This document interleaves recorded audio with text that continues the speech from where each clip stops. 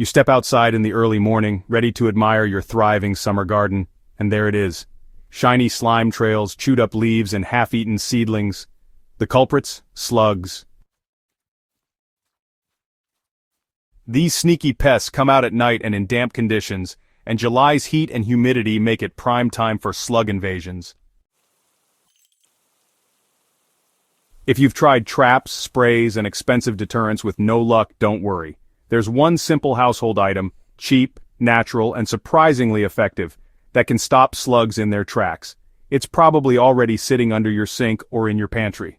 Stick around, because this quick and easy method could save your lettuce, strawberries, and even those young tomato starts from a slimy disaster. Slugs thrive in moist environments, and even in summer, morning dew, evening watering, and mulched beds create the perfect hiding spots. They hide under leaves, logs, rocks, and debris during the day, then come out at night to munch through your most tender crops. Lettuce, beans, strawberries, cucumbers, and basil are just a few of their favorites. In July, gardens are at their peak growth, which also makes them an irresistible buffet. But the real problem is how slugs feed. They don't just nibble, they scrape away leaf tissue, leaving large, ragged holes and slime-covered stems. Young seedlings are often eaten entirely overnight.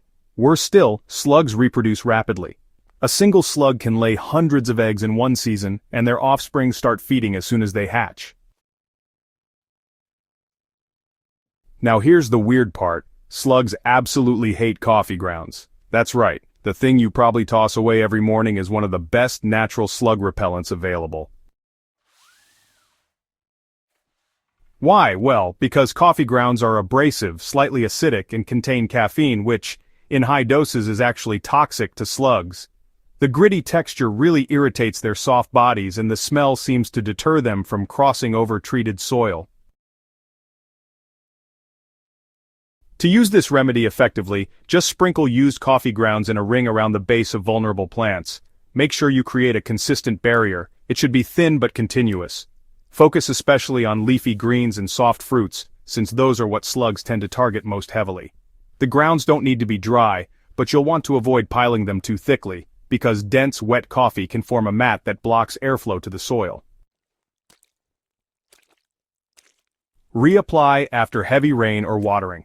While coffee grounds break down quickly and enrich the soil with nitrogen, they're not a one-time fix. For best results, go ahead and refresh the barrier every few days. And no, you don't need to go out and buy fancy grounds. Whatever you brew at home will work just fine. There are, honestly, dozens of slug control methods out there, but many are time-consuming, expensive, or even harmful to soil life. Beer traps, for example, attract slugs but also lure in beneficial insects. Commercial slug pellets often contain metaldehyde or iron phosphate, both of which can impact soil biology if they're overused. Diatomaceous earth works well in dry climates, but it quickly loses effectiveness when it gets wet. And copper barriers, while they're long-lasting, are costly and pretty labor-intensive if you've got large beds to protect. Coffee grounds offer a low-effort, no-cost alternative that really works with your soil, not against it.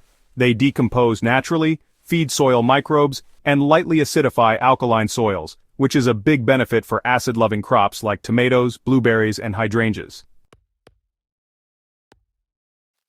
Plus, if you're composting regularly, chances are you're already producing coffee grounds without even trying. This method just seamlessly fits into a regenerative gardening system, exactly what Soil Doctor promotes. While coffee grounds alone can dramatically reduce slug damage, combining them with smart gardening practices will keep slugs away longer.